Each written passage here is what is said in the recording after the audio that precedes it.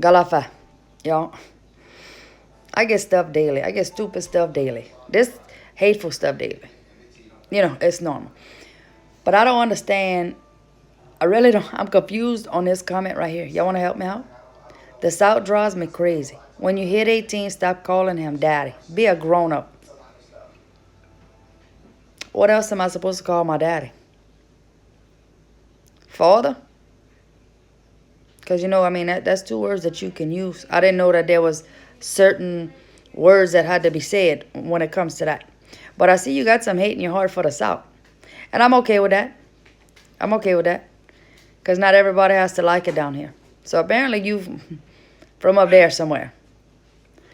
But I also see that your name is Bradley. And I'm going to respect you because I see you older than me. So Mr. Bradley, guess what?